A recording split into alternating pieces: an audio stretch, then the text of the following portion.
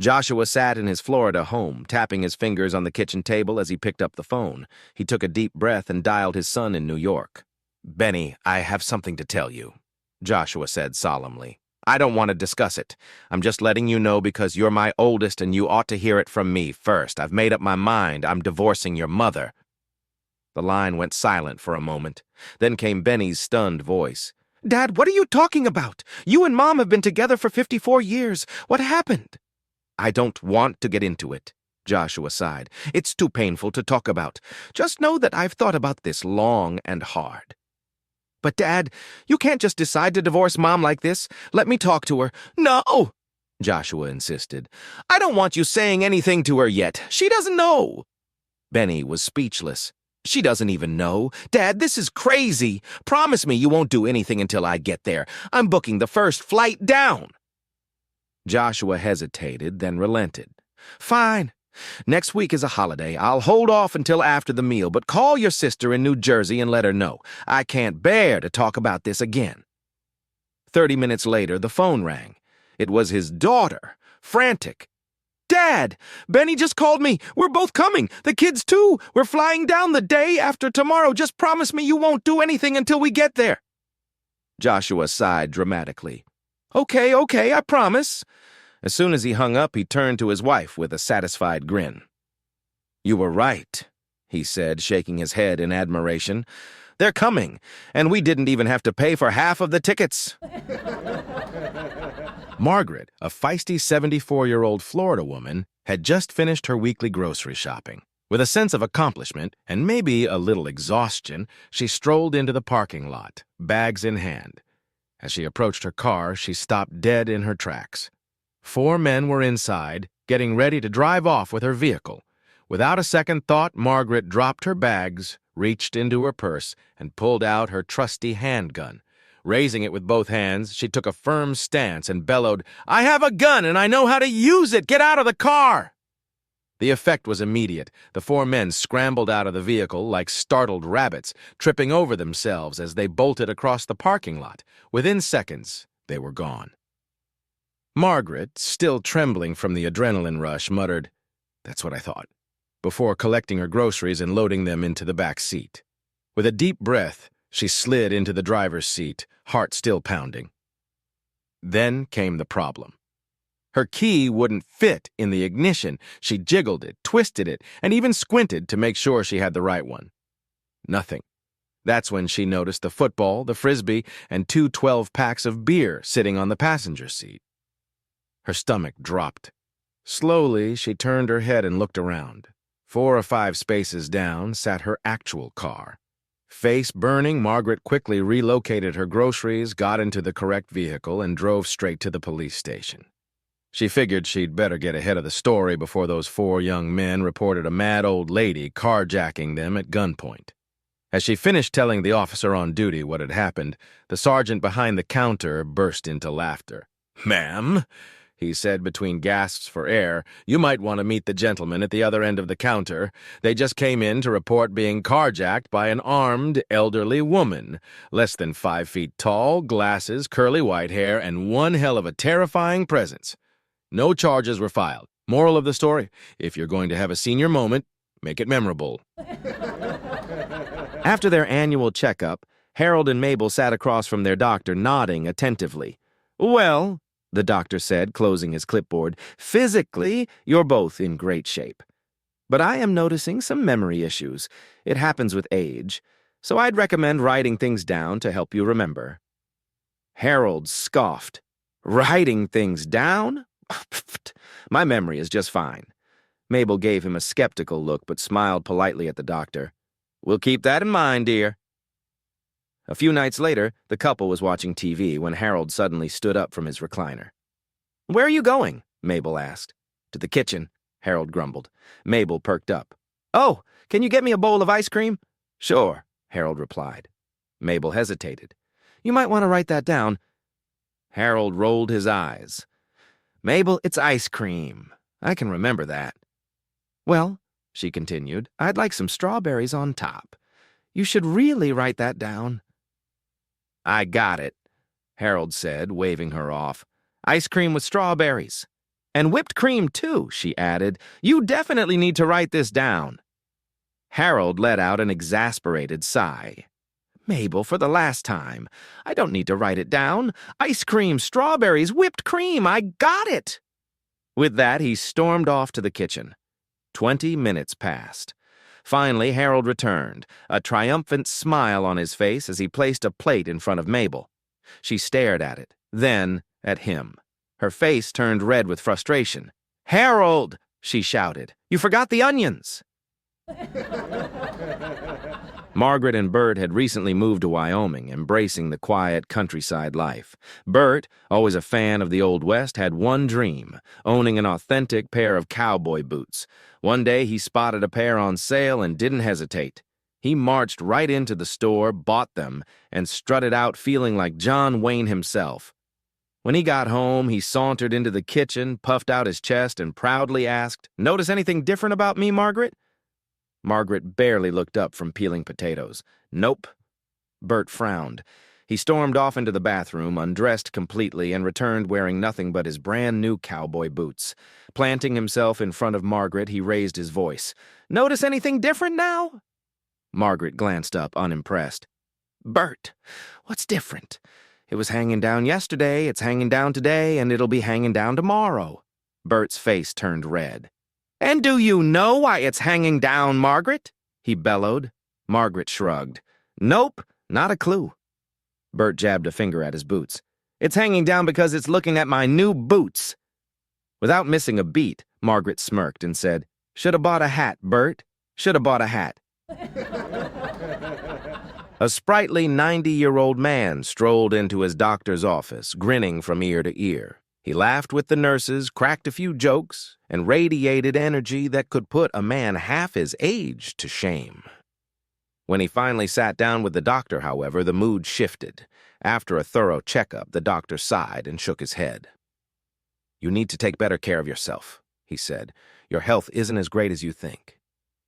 The old man scoffed. "Not in great shape? Doctor, I've never felt better." He leaned in with a smug grin.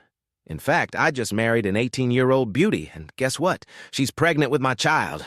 What do you think of that?" The doctor leaned back in his chair, considering the question. Then, after a moment, he said, "I have an elderly friend who's a passionate hunter, never misses a season. But one day, in a rush, he accidentally grabbed his umbrella instead of his rifle before heading out. When he reached the creek, he spotted a rabbit sitting beside the stream. Instinct took over. He raised his umbrella, aimed, and shouted, 'Bang! Bang!' And you know what happened? That rabbit fell over dead." The old man frowned. "That's ridiculous. Somebody else must have shot that rabbit." The doctor smiled and patted him on the shoulder. "My point exactly." An elderly man sat in the doctor's office, swinging his legs slightly as he waited. The doctor flipped through his chart, nodded, and smiled. "Well, Mr. Thompson, you appear to be in good health for your age. Do you have any concerns you'd like to discuss?" The old man leaned forward, lowering his voice. "Well, Doc, there is one thing." "Go on," the doctor encouraged. The man cleared his throat. "After I make love to my wife the first time, I get all hot and sweaty. But when we go for a second round, I end up cold and chilly. What do you think that means?" The doctor raised an eyebrow but kept a professional expression. "Let me check on your wife." A few moments later, he examined Mrs. Thompson and found nothing out of the ordinary. "Everything looks fine," he assured her. "Do you have any concerns?" She shook her head. "Nope, I feel just fine." "Well," the doctor said, "your husband did mention something rather unusual. He told me that after making love to you the first time, he feels hot and sweaty, but after the second time, he feels cold and chilly. Any idea why that might be?" Mrs. Thompson rolled her eyes and let out a chuckle. "Oh, that crazy old fart. That's because the first time is in August and the second time is in January." After 40 years of faithful service, it was finally George the mailman's last day on the job. As he walked his route one final time, he was touched by the warm send-offs from the families he had served for decades. At the first house, an elderly couple greeted him with a heartfelt smile and a gift certificate. At the next house, the whole family came out to thank him, presenting him with a set of fishing lures for his well-earned retirement. At the third house, he was given a box of fine cigars accompanied by a heartfelt handshake. But at the next house, things took an unexpected turn. The door swung open, and there stood a stunning blonde in a skimpy negligee, smiling seductively. Without a word, she took George's hand and led him inside. Upstairs, she made mad, passionate love to him, not once, but twice. Still in a daze, George followed her downstairs where she prepared him a huge breakfast. Fluffy eggs, sizzling sausage, golden hash browns, and warm toast. As he reached for his second cup of coffee, he noticed a crisp dollar bill tucked under the cup. Curious, he looked up. "This has been incredible, but I have to ask, what's the dollar for?" The blonde smiled sweetly. "Oh, that. Well, last night I asked my husband what we should give you for your retirement." She took a sip of her coffee and continued. "He said, screw him, give him $1. She beamed. "The breakfast part was my idea." An 80-year-old woman sat across from a local news reporter, beaming with joy. She had just gotten married for the 4th time, and the station wanted to feature her unique love story. The interviewer leaned forward. "It's not every day we meet a bride in her 80s. Tell us, what made you decide to get remarried?" The woman chuckled. "Well, dear, love doesn't have an age limit." Curious, the reporter continued, "And what does your new husband do for a living?" "Oh, he's a funeral director," she replied with a wink. The reporter raised an eyebrow. "That's interesting. And what about your previous husbands? What were their professions?" The woman took a moment to reflect before proudly listing them off. "Well, in my 20s, I married a banker. In my 40s, I tied the knot with a circus ringmaster. In my 60s, I found love with a preacher. And now, in my 80s, I've married a funeral director." The reporter looked puzzled. That's quite the variety.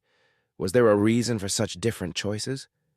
With a knowing smile, the woman leaned in and whispered, "I married the first for the money, the second for the show, the third to prepare myself, and the fourth to go." On a sunny morning, 3 elderly gentlemen sat down on a park bench, each sighing as they settled in. The youngest of the trio, a sprightly 70-year-old, shook his head.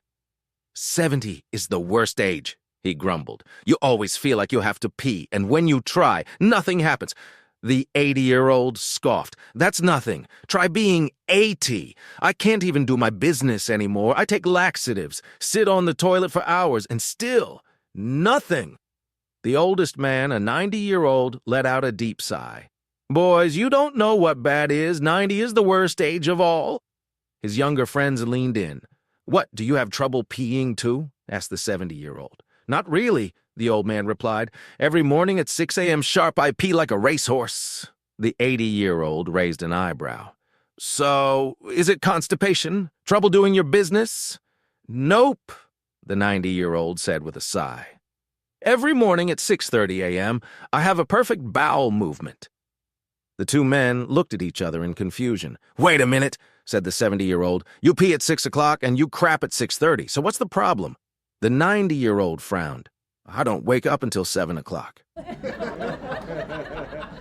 With all the advancements in fertility treatments, my 65-year-old friend had just given birth for the first time. It was a miracle, to say the least. A few days after she was discharged from the hospital, I went to visit her at home. Excited, I asked, "May I see the new baby?" "Not yet," she said. "Let's have some coffee and chat first." I nodded, figuring she was just tired. We sat, we sipped, we talked, but after 30 minutes, curiosity got the best of me. "Can I see the baby now?" I asked. "Not yet," she replied calmly. Another few minutes passed. I tried again. "Surely I can see the baby now." "No, not yet," she said, still unbothered. Now I was really impatient. "All right, enough. When can I see the baby?" She sighed, put down her coffee, and admitted, "When he cries." Confused, I blinked. "When he cries? Why do I have to wait until he cries?"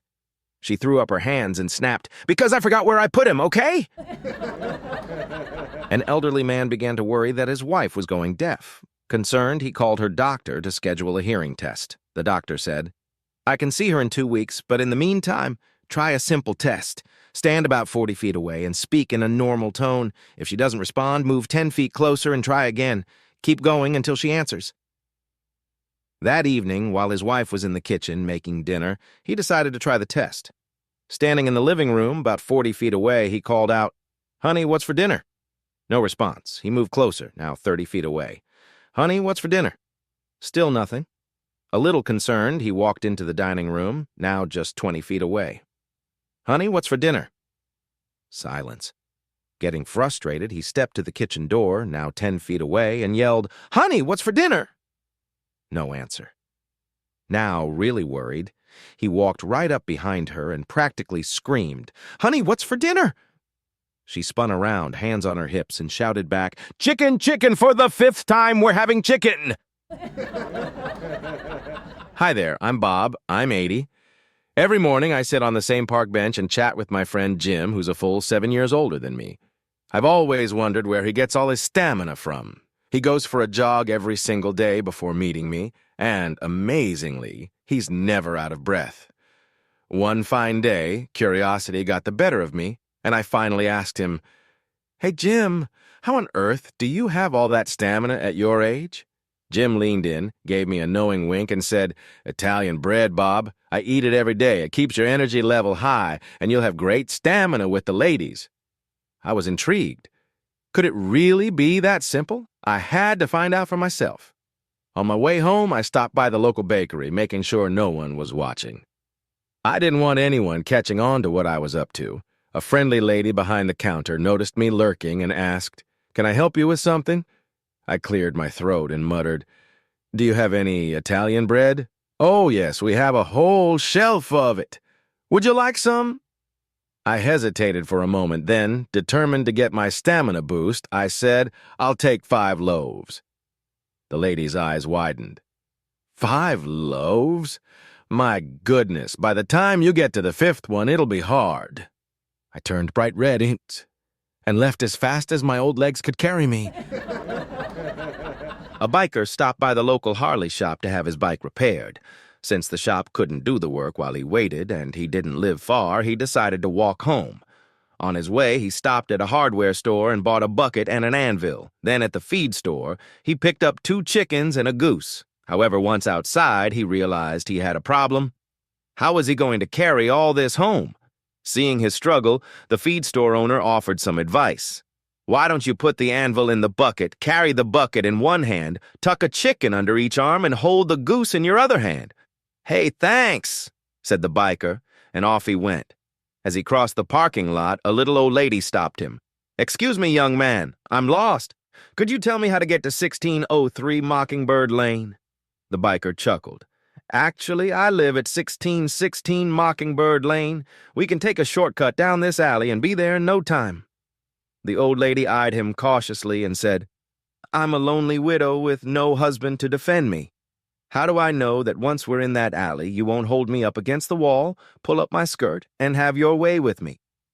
The biker, stunned, blurted out, "Lady, I'm carrying a bucket, an anvil, 2 chickens, and a goose. How the hell could I possibly do that?" The old lady smiled and said, "Set the goose down, cover him with the bucket, put the anvil on top of the bucket, and I'll hold the chickens." In a small southern town, a prosecuting attorney called his first witness, a sweet elderly grandmother, to the stand. He approached her and asked, "Mrs. Jones, do you know me?" She smiled kindly and said, "Why, yes, I do know you, Mr. Williams. I've known you since you were a young boy. And frankly, you've been a big disappointment. You lie, you cheat on your wife, and you manipulate people. You gossip behind their backs, thinking you're a big shot. But let me tell you, you'll never amount to more than a 2-bit paper pusher." The lawyer's face turned pale. He stood there, speechless. Not knowing what else to do, he pointed to the defense attorney and asked, "Mrs. Jones, do you know him?" She nodded. "Oh, yes, I know Mr. Bradley. I've known him since he was a boy, too. And let me tell you, he's no better. Lazy, bigoted, and drinks like a fish. He's never been able to maintain a normal relationship. His law practice is one of the worst in the state, and, oh, did I mention, he cheated on his wife with 3 different women." She leaned in and whispered, One of them was your wife, Mr. Williams. The courtroom erupted in gasps. The defense attorney nearly choked, and the prosecuting lawyer dropped his pen.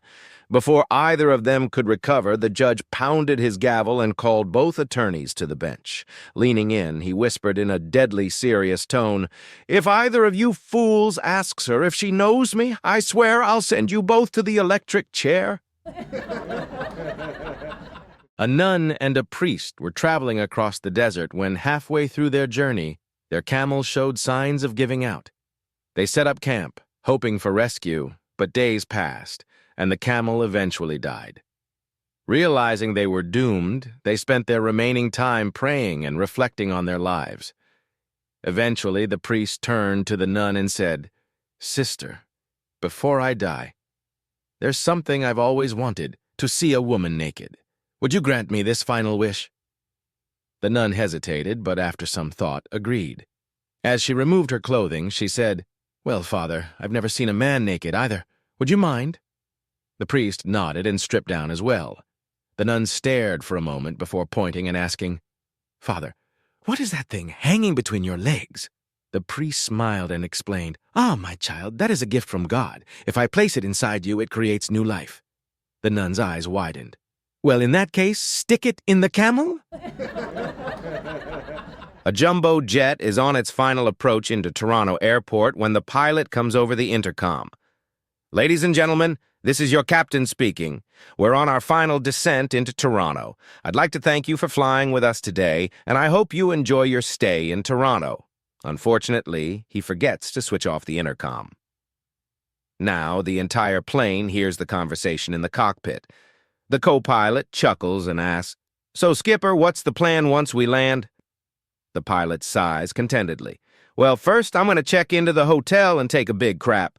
Then I'm going to take that new stewardess with the huge tits out for dinner. Then I'm going to wine and dine her, take her back to my room, and give it to her big time all night." A stunned silence falls over the cabin.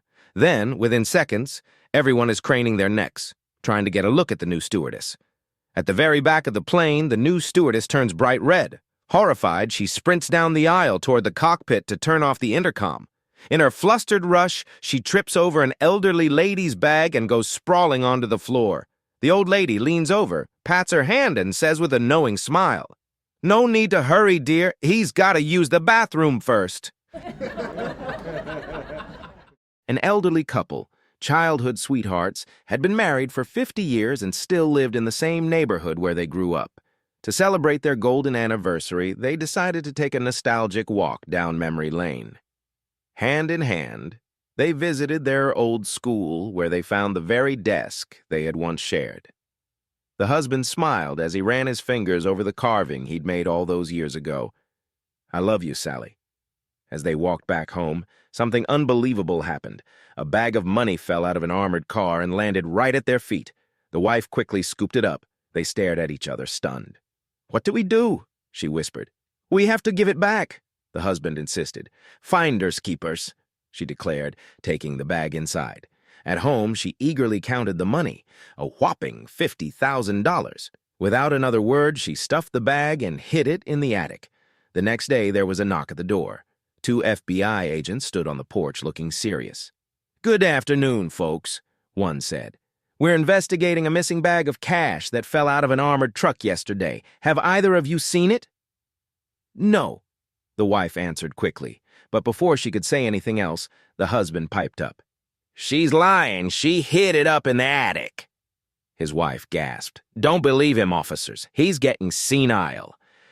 The agents glanced at each other, then sat the old man down. "Sir," one of them said gently, "can you start from the beginning?" The old man nodded solemnly and said, "Well, when Sally and I were walking home from school yesterday."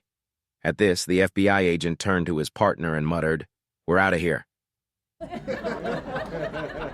A hip young man had just splurged on his dream car, a Ferrari 599 GTO, nearly $500,000 worth of pure speed. Eager to show it off, he took it for a joyride around town. As he pulled up at a red light, an old man on a rusty moped puttered up beside him. The man, looking to be about 75 years old, gave the Ferrari a long, admiring stare. "What kind of car you got there, Sonny?" the old man asked.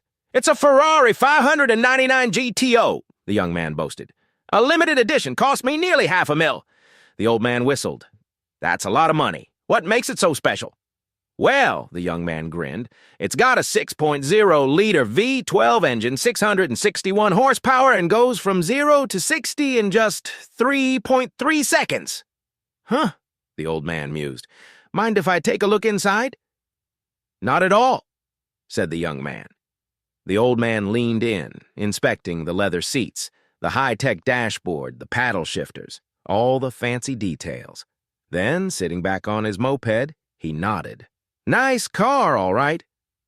Just then, the light turned green. Wanting to impress, the young man slammed his foot on the gas. The Ferrari roared to life, and within 20 seconds, he was doing 160 miles per hour. "That'll show him," he chuckled. But suddenly he noticed a tiny dot in his rearview mirror. It was getting bigger, fast. Before he could react, whoosh! Something blurred past him at an insane speed. "What the—" he gasped. He slowed down, only to see the same dot coming toward him again, this time from ahead. Whoosh! It whizzed past him again, heading the other way. The young man shook his head in disbelief. "No way! That looked like the old man on the moped! Impossible!" But before he could process it, he saw the dot in his rearview mirror once more. This time it wasn't slowing down. Something slammed into the back of the Ferrari, crumpling the rear end. He jumped out of the car and ran to the wreckage, only to find the old man and his demolished moped tangled in the mess. The young man knelt beside him, panicked. "Oh my God! Sir, are you okay? Is there anything I can do for you?" The old man gasped for breath and whispered, "Please unhook my suspenders from your side view mirror." At a small tourist hotel, whispers and speculation filled the air. The reason? A wedding unlike any other. A 95-year-old groom had just married his 23-year-old bride. The guests couldn't help but wonder, would the wedding night be his grand finale? After all, the groom looked frail, while the bride was full of life. The next morning, however, it wasn't the groom who struggled down the stairs. It was the bride. She clutched the banister, inching her way down step by step, her legs trembling. By the time she reached the hotel gift shop counter, she looked completely wrecked. The clerk raised an eyebrow. "Good Lord, honey, you look like you've been wrestling an alligator." The bride groaned and gripped the counter for support. "Oh, God," she gasped. "He told me he'd been saving up for 75 years. She shook her head, wincing. "I thought he meant his money." An elderly Italian man visited his parish priest one afternoon, looking troubled. "Father, would you hear my confession?" he asked.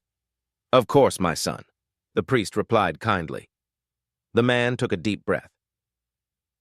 "Father, at the beginning of World War II, a beautiful woman knocked on my door, begging me to hide her from the Germans.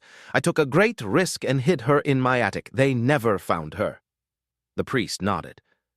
"That's a wonderful act of kindness, my son. There's nothing to confess." The old man hesitated. "Well, it's worse, Father. I was weak. I told her she had to pay for the attic with sexual favors, and she agreed."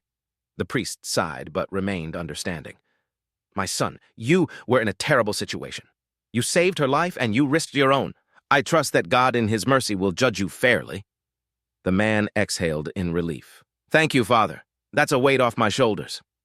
Then after a pause, he looked up sheepishly. "Father, do I have to tell her that the war is over?"